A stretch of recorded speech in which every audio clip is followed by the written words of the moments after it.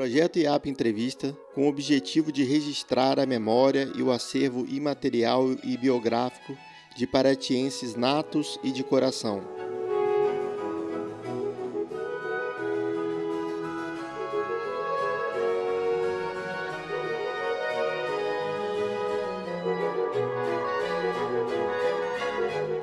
O IAP recebe hoje Carlos Alberto da Silva, mais conhecido como Dinho. Nesta entrevista, ele nos revela o auge dos anos 80 e 90 de Paraty, das baladas do seu famoso bar, Dinhos Bar.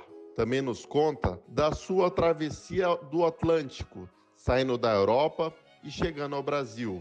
Também trata de assuntos polêmicos, como a política local e seu engajamento socioambiental. Ele faz uma análise sobre o presente, faz uma reflexão profunda sobre o passado, sobre a sua família, suas origens e também não deixa de retratar o seu amor pelo cinema e pela arte. Uma pessoa que, além de um personagem, é uma figura caricata de longas histórias e de grandes travessias.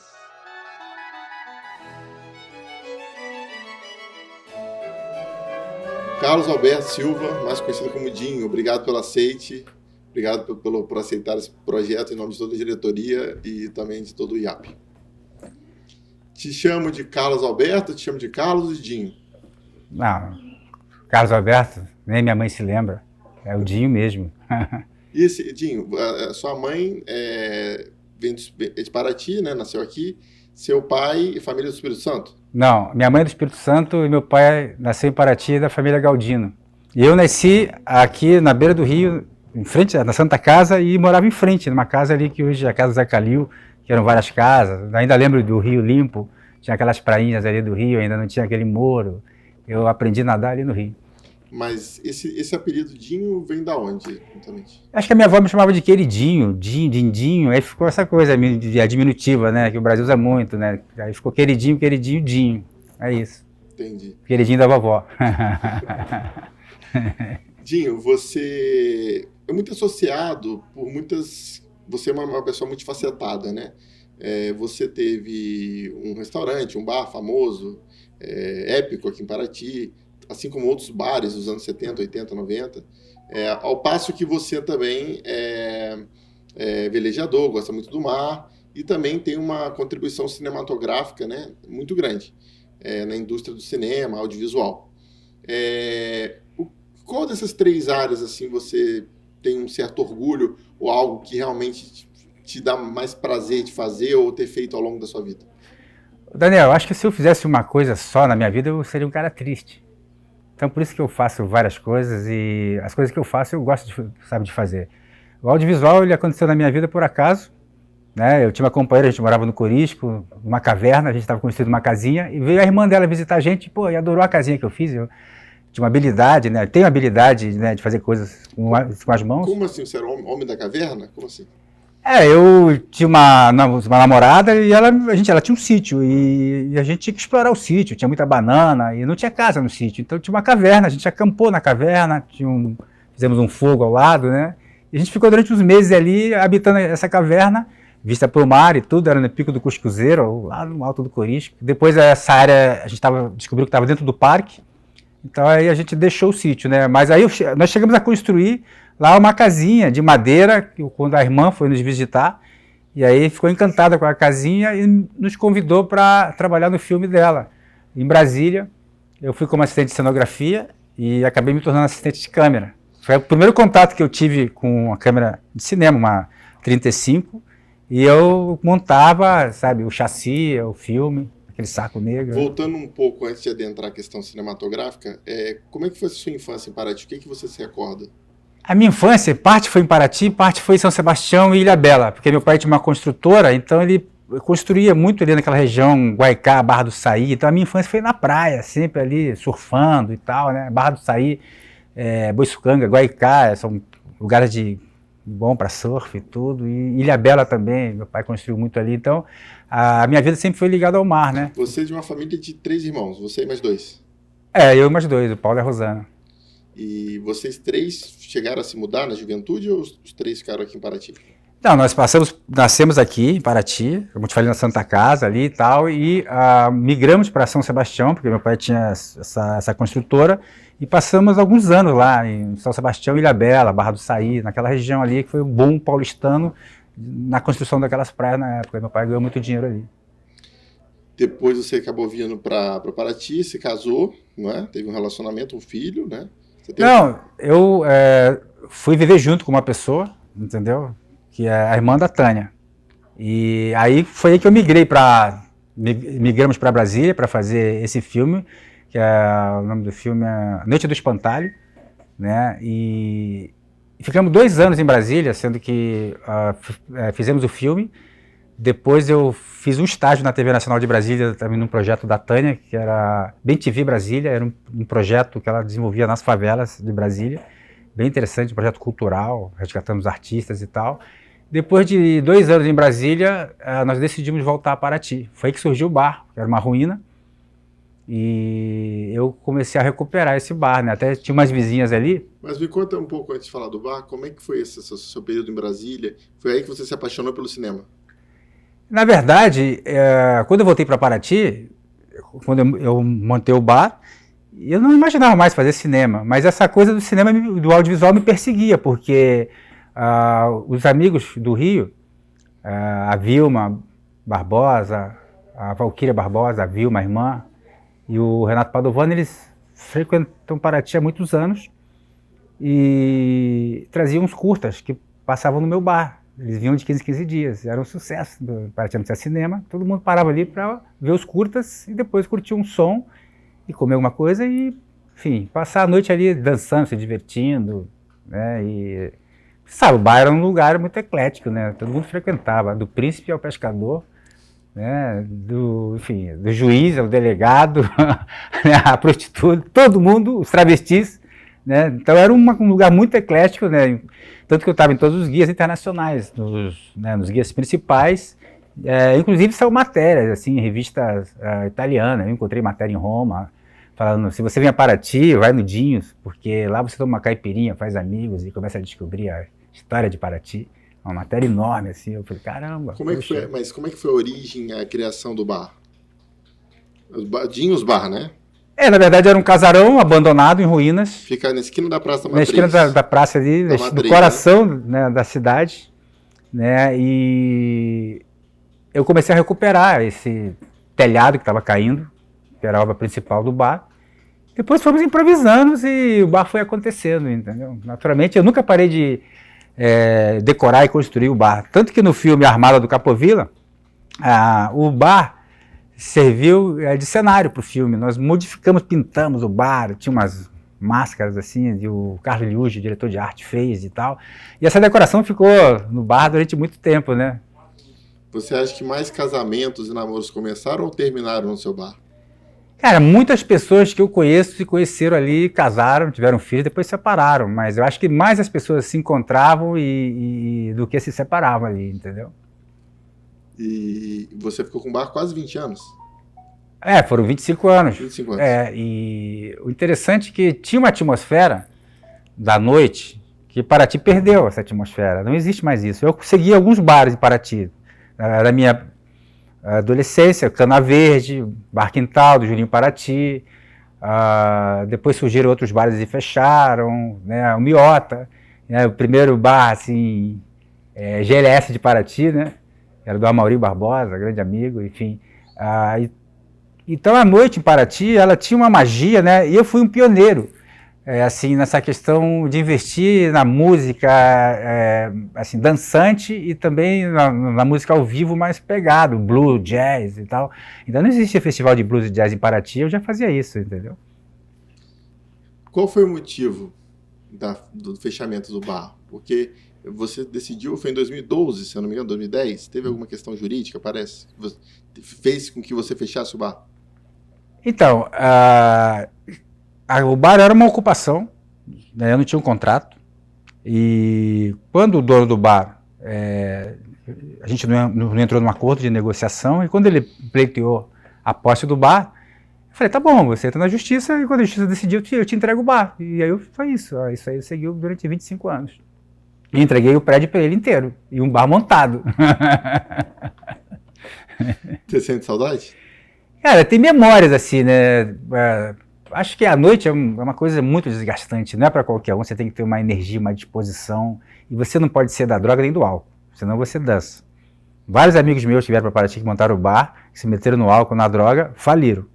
Então, assim, o meu bar acabou no auge, assim. No auge. Eu tive que entregar mesmo porque foi um processo judicial, mas eu fui aprendendo, né? Eu lembro que o Valminho, né, que era um frequentador do Vale Acordo, amigo aí querido da cidade, deu uma caixa de fita cassete e eu comecei a conhecer jazz, David Brubeck, Take Five, foi a primeira vez que eu ouvi, foi nessas fitas do Valminho, Ella Fitzgerald e tantos outros músicos do jazz.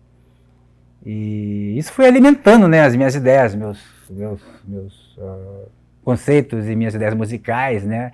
A minha viagem para Cuba, né, quando surgiu a Eco TV em Paraty, a convite do Capovilla e do Humberto Molo, eles me levaram para Cuba, eu e um amigo meu, César, que não está mais vivo. E aí Cuba também, não só aprendi a linguagem, né, cinematográfica, como também eu aprendi a curtir e a gostar da música cubana e aprendi a dançar, porque eu sempre gostei de dançar, né. E aí eu trouxe os discos cubanos, assim, e fazia umas noites, assim, de músicas latinas maravilhosas, o bar inteiro dançando, aquele balcãozão que eu tinha. Eu era o primeiro a subir no balcão e baixava a espanhola em mim, e aí, claro, pô, tinha que ter um atrativo. As pessoas iam no bar porque sabiam que ali ia encontrar um cara alegre. Tinha música, tinha uma comida boa e tal, mas tinha principalmente um personagem ali que era o Dinho, que é um cara que dançava no balcão e alimentava esse devaneio, né, da noite, né, que é muito legal, né. Você falou da questão das drogas, álcool e tal. Como foi passar quase 2, 3 décadas numa indústria cinematográfica, um bar e desenvolvimento, enfim. Como é que foi isso e você lidar com a perda de amigos para a droga, para o álcool? Como é que foi isso para você? E como é que é isso na sua vida? Eu sempre lidei bem com essa questão, né, das pessoas que frequentavam o bar, né, com os seus problemas e tal, né, as dependências químicas, né, uns alcoólatras, outros viciados, né, e tal.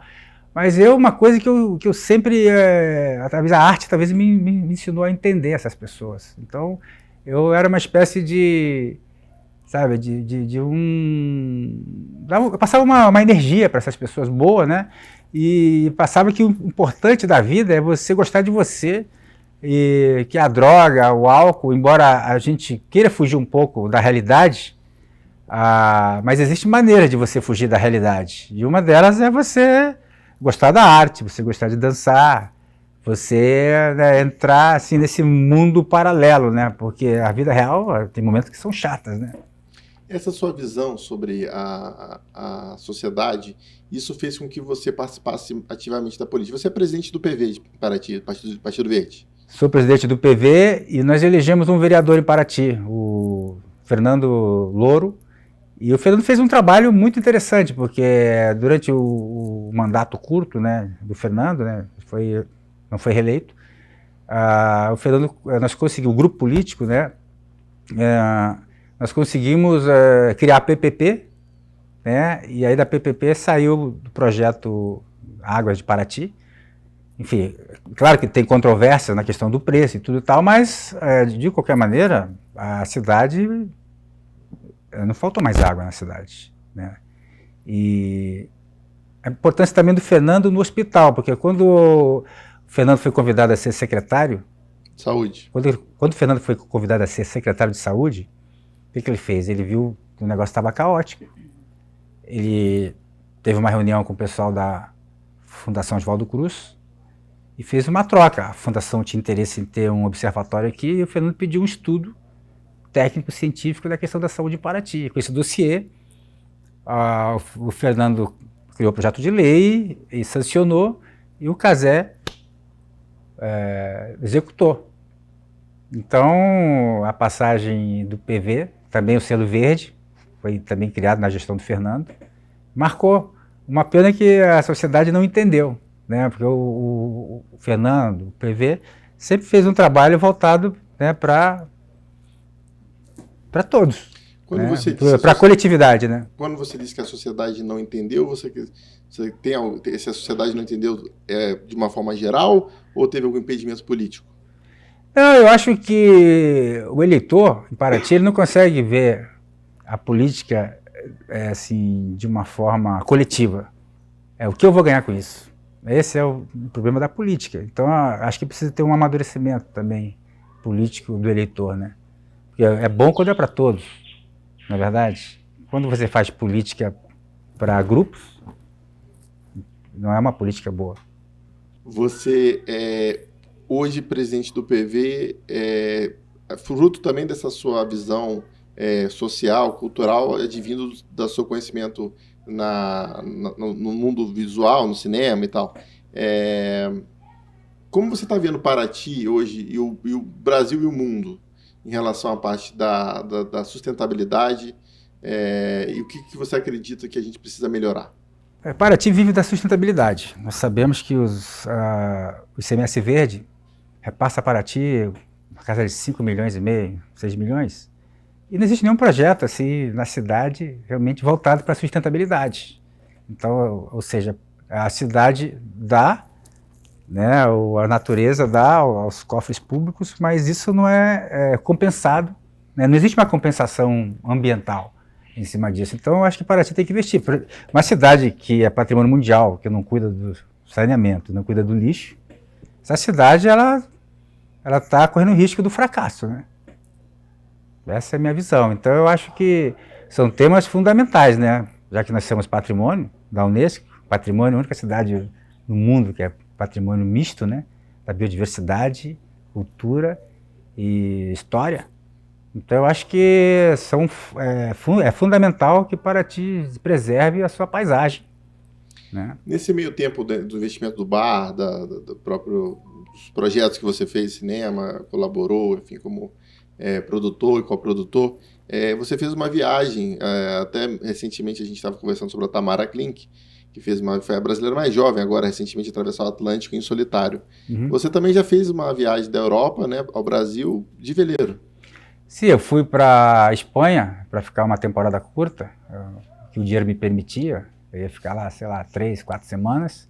De repente eu conheci uma família em Barcelona e fui fazer uma velejada com eles, uma regata, chama Regata Clássica Copa Panerai, que é um circuito do Mediterrâneo.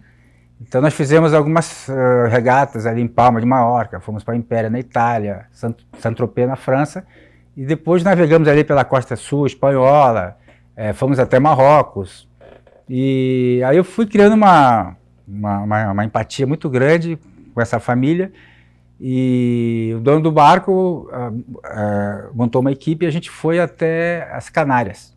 Aí chegamos em Lanzarote, ficamos ali uma semana, e era assim, tipo, era outono lá, e tipo início do verão no Brasil, e a gente de Lanzarote nas Canárias, a gente foi até Cabo Verde. Aí ficamos em Cabo Verde uma semana, e de repente ele decidiu vir até o Brasil, assim, não foi nada planejado. Aí mais 2 semanas, né, a gente pegou assim, tempo perfeito, assim, os ventos de través, sabe, chegou a pegar ventos de 36 nós e tal, e um barco de 57 pés, e um barco de madeira inglês, Redos, um veleiro de 2 mastros, né, que chama armação em cat, né, lindo, e com dessalinizador, né, e tínhamos água potável, enfim, uma quantidade boa de alimentos, né, e aí a gente chegou até Noronha, e Noronha, depois Salvador. Em Salvador eu desembarquei porque eu tinha já meus compromissos aqui em Paraty, né, já era desde início de dezembro, e eu tinha que trabalhar, né, no bar, e a gente chegou mantendo contato e tal.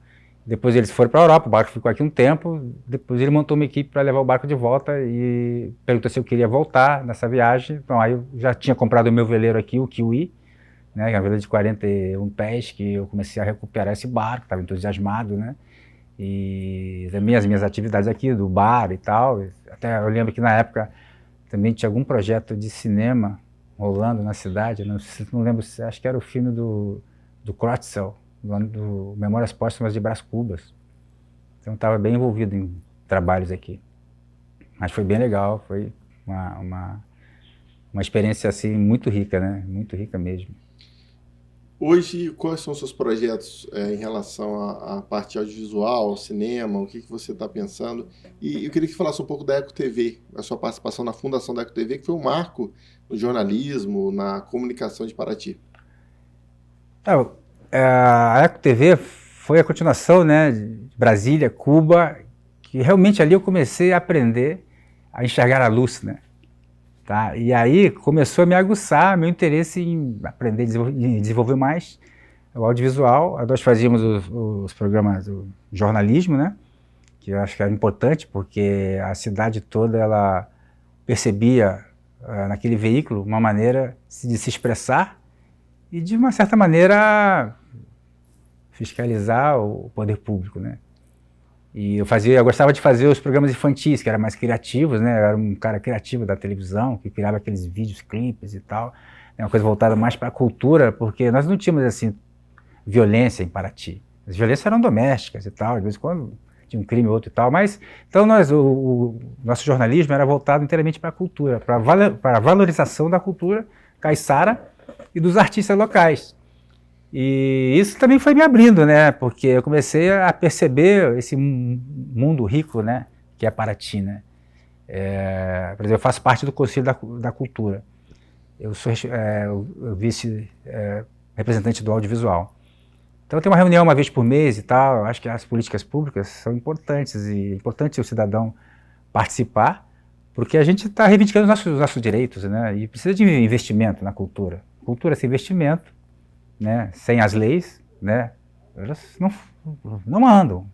É difícil. Como é que você vai produzir um filme sem dinheiro? É muito difícil. Eu diria que eu sou um cineasta, um produtor de audiovisual bicho grilo, porque eu acabo produzindo com muito pouco, né, e acabo ajudando muita gente. Agora, semana passada eu estava ajudando uma amiga ali, a Mariana do Teatro Espaço, a produzir uma ficção, meio doc-ficção, sobre o Zé Kleber.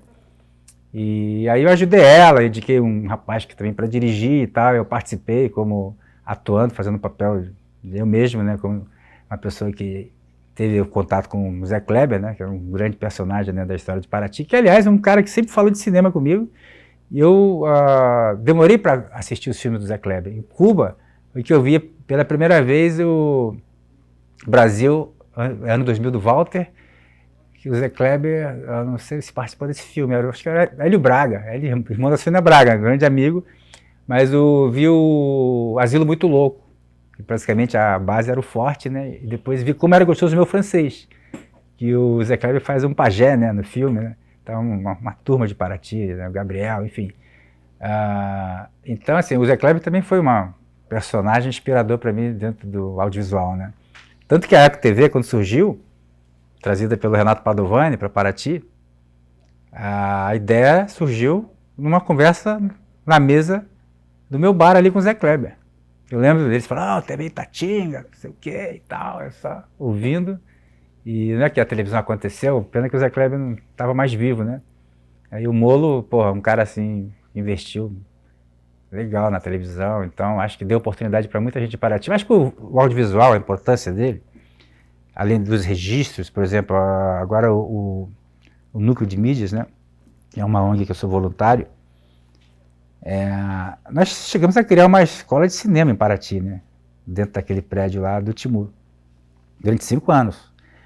Só que a gente deu um azar tremendo, que a gente pegou o Brasil praticamente numa queda livre, numa crise política, né, e terrível, né, foi a queda da Dilma, aí veio o Temer, aí depois veio o Bolsonaro, enfim, e a gente foi perdendo o espaço para a cultura. Eu percebi isso, né, principalmente nos investimentos na cultura.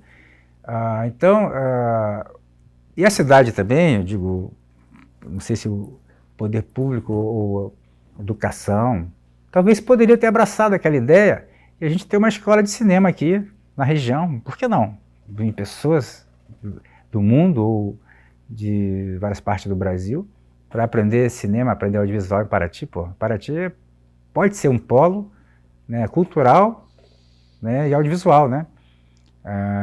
Então eu acho que a gente não existe aqui um caminho além disso, sabe, para você construir, sabe, um campus universitário. Acho que a gente tem que expandir, né, para outras questões, criação de peixes, Esse seu, mini esse produções seu de perfil tem um pouco de ideologia, eu vejo. Você contribuiu em algumas campanhas partidárias, políticas aqui em Paraty. Você tem alguma decepção? Cara, eu ajudei a eleger o Zé Cláudio, a gente fez uma campanha assim, eu lembro que a campanha do Zé Cláudio foi feita com R$ 15.000. Eu fui ao Rio, consegui um projetor com meus amigos lá da Skylight, e uma câmera com o pessoal da Total Filmes, e nós fizemos a campanha do Zé Cláudio, e o Zé Cláudio foi eleito em Paraty. E depois a gente fez a campanha do Cazé, a gente construiu o Cazé, né, praticamente. Porque o Cazé, para a gente conseguir construir a imagem do Cazé, tinha que botar ele numa roda de conversa com 10, 12 pessoas e pincelar umas falas. A gente passava a madrugada dormindo na edição, criando o candidato Cazé. Né? Então, a decepção, talvez foi um cara que eu ajudei a eleger, e na gestão dele conseguiu acabar com o Festival de Cinema de Paraty. Triste, né? Essa é a política, né? Nem sempre o teu parceiro político é o que vai te ajudar, né? A seguir com um projeto assim, que era muito legal o festival, porque também você cria, né, situações que você também atrai interesse, até mesmo turismo, né? O cinema é um negócio que gira, né? Muito recurso e tal, gera emprego, gera renda, né? Então o cinema da praça também é fruto, né, de todo esse trabalho que a gente começou a fazer lá atrás. Eu lembro desde a primeira Off Flip, que a gente abriu aquele prédio, né, abriu e todo mundo falou, uau, prédio e tal, que era um prédio em ruínas praticamente, não tinha teto, não tinha nada, que a gente trouxe a Casa da Bernarda Alba, né, que era uma peça com 10 atrizes, assim, e elas nunca tinham se apresentado para um público tão grande. Foi um sucesso essa peça. E ali então a gente começou a construir essa ideia do cinema com a Suzana Vilas Boas, né? Que nós fizemos. Eu fiz 7 festivais de cinema em Paraty, 2 com Sarraceni, Ana Maria Nascimento Silva, e 5 com a Suzana. E o projeto da Suzana vinha numa crescente. A Suzana estava criando uma relação com a América Latina, e de implantar ali realmente um cinema voltado para a arte, tudo, para a cultura. Tá aí, o cinema existe. Agora, as pessoas que estão de frente do cinema têm que movimentar esse espaço. Você relatou agora que você teve uma decepção pelo fato de um projeto não ter sido seguido. Eu te perguntaria, fatos engraçados que você se recorda nessa sua passagem, nessa sua contribuição na política, na parte de marketing e tal. Parece que o prefeito Zé Cláudio esse prefeito Zé Cláudio Araújo teve um episódio que você estava do lado, no palácio, alguma coisa assim? O Zé Cláudio era um cara muito irônico, né? Ele tinha um raciocínio muito rápido, né? E o garotinho estava ali no auge, né? E nós fomos até o Rio, o Zé Cláudio sempre de bermuda, né? E era tanto prefeitáveis querendo fazer uma foto com o garotinho, e eu falei, Zé, abraça o cara, porque, bicho, a gente não vai sair daqui hoje. O Zé Cláudio já entrou abraçando, meu garotinho e tal, eu já liguei a câmera, meu irmão. E aí o garotinho fez a fala dele, o Zé Cláudio também, rápido assim. E a gente, a cena foi muito engraçada, todo mundo ficou olhando, né, porque ele prefere de bermuda, abraçando o garotinho, né, cara. E nós lançamos, né, a fala, né, tanto na TV, porque foi o último ano da Eco TV, e também lançamos na rádio. Então você ouvia pelas rádios, em Paraty, o garotinho está com o José Cláudio, era uma gozação tremenda na cidade, né? Não, de verdade, o garotinho está com o Zé Cláudio. Eu vejo que você é uma pessoa muito bem-humorada. O que te deixa estressado? Cara, acho que é difícil, né? Alguma coisa me deixar estressado. Quando eu tinha o bar, às vezes eu chegava num ponto, quando o cara tava enchendo muito saco, né, bicho? Às vezes o cara ia voar pela janela, né? Porque eu sou uma pessoa de muita energia, mas eu sou um cara muito bom, entendeu? Então, tanto que eu procuro jogar essa minha energia pra manutenção do meu barco, né? Eu acho que para você fazer audiovisual, você não pode ter preguiça. Né? Hoje a gente atravessou aqui com a maré, né, pela canela, né, com o equipamento nas costas, né, enfim. Então eu acho que a preguiça é uma coisa que te derrota. Principalmente, se tiver preguiça, você não vai... Acho que o audiovisual é engraçado que tem um livro, cara, que eu gosto muito. É esse livro aqui. Grandes Diretores de Cinema, do Lawrence Tirard. Esse livro, ele faz uma entrevista com 20 diretores de cinema. Aí você abre esse livro aqui em qualquer página. John Borman. John Borman fez Floresta das Esmeraldas aqui. Isso foi em 85, 86. Estava abrindo bar nessa época. Tem uma frase dele aqui. Bem legal. A direção é, acima de tudo, um ofício prático, na qual a aprendizagem de campo é a melhor formação possível. A teoria finalmente só tem valor se for aplicada a uma experiência prática. É isso. O audiovisual você tem que praticar ele. Não importa se o equipamento é de ponta ou não. Essas câmeras têm 10 anos, essas P2. A gente está aqui produzindo esse programa, do IAP. Aliás, quero agradecer toda a diretoria do IAP por essa entrevista, né, de entrevistador cinematográfico a entrevistado. É uma ironia, né? Mas estou me divertindo. Então, Daniel, o audiovisual, porque a gente gosta de incentivar os jovens, a gente faz a mostra de audiovisual de cinema de Paraty, para incentivar as escolas a produzirem, porque hoje em dia todo mundo tem uma câmera, né? E você pode produzir, editar e tal, com um celular. Hoje em dia você vive do quê? Qual que é a sua renda? Charter? O veleiro me dá uma renda, né? Tem os períodos que a gente sai mais, né? E o audiovisual, eu faço muita coisa aqui em Paraty, de casamento a shows, ou pessoas que me pedem ajuda, né? Eu tinha um grupo de teatro aí que queria fazer, tinha um projeto, eu fui lá, fiz um vídeo para os caras, entendeu? Doei para eles tentar conseguir recurso para fazer a peça deles. E o IAP também, de uma certa maneira, eu sou um colaborador, né, do projeto IAP Entrevistas, você sabe bem disso. O audiovisual é uma paixão, né? Espero que um dia eu consiga ganhar dinheiro com o audiovisual, né? Estamos aí nessa luta aí, nos conselhos aí de cultura e tal, para ver se a gente consegue realmente conseguir captar recursos, né? Para a gente já ir fechando, Dinho, eu queria me remeto aqui muito a Charlie Chaplin, né, que foi escritor, diretor, ator, enfim. Dizia que a vida a gente precisa curtir, aproveitar, né? Estou parafraseando o Chaplin, antes que as cortinas se fechem. O que você acha que a vida significa?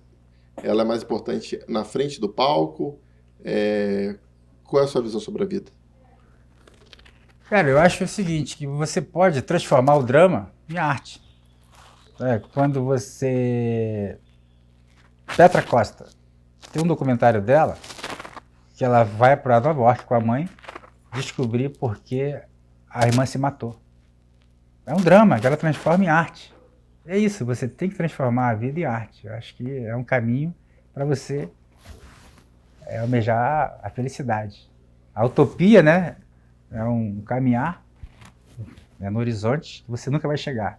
E a arte te leva para esse mundo. Falando em utopia, qual que é o seu sonho? Meu sonho? Talvez hoje, na minha cabeça, é um filme que eu tenho na minha cabeça.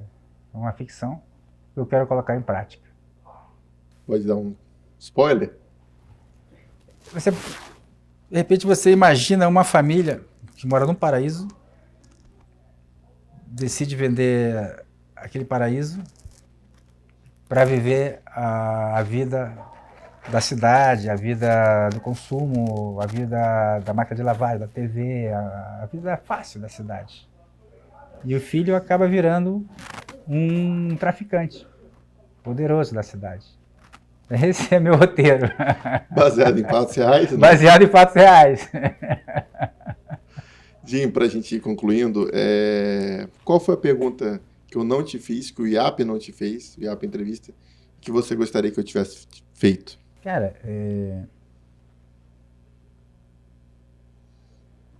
Paraty que eu imagino, talvez. Qual é Paraty que você imagina?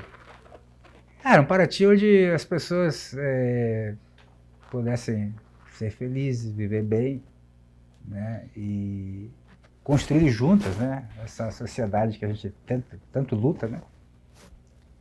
Que Paraty consiga realmente ser um polo cultural, né? Que as pessoas consigam viver disso em Paraty, que a cidade se desenvolva de uma maneira que não destrua essa maravilha que é essa paisagem, que é um dos lugares mais encantadores do mundo. Eu já fui para a África, já fui para a Europa, Caribe, né? E esse lugar aqui é o paraíso na Terra. Agora a gente precisa cuidar dele. Dinho, já agradecendo, encerrando, queria me dirigir agora a todos que assistem ao programa. Nós estamos encerrando aqui a primeira temporada do Projeto IAP Entrevista, que é um projeto de registro da memória imaterial de paratienses natos e de coração. Estamos encerrando a primeira temporada aqui com o nosso amigo, cineasta, produtor, empresário, Carlos Alberto Silva, o Dinho.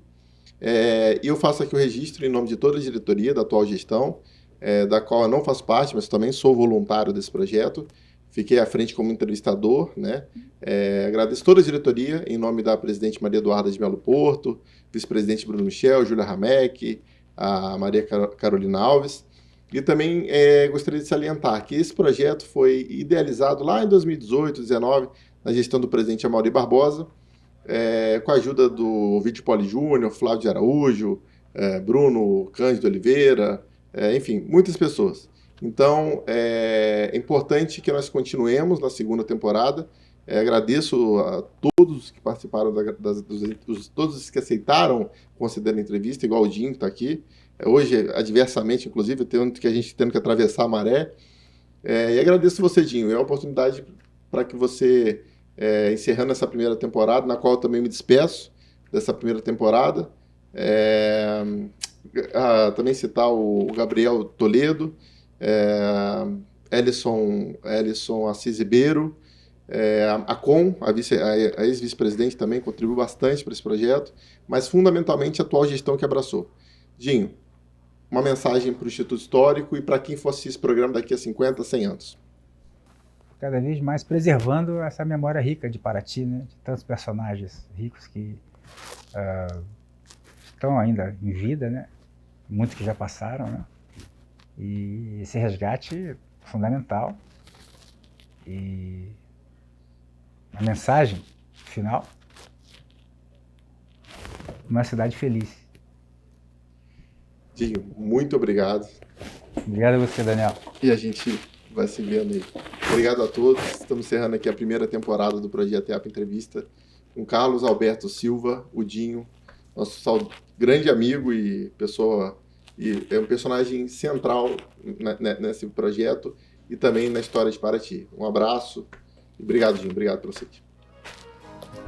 Eu que agradeço.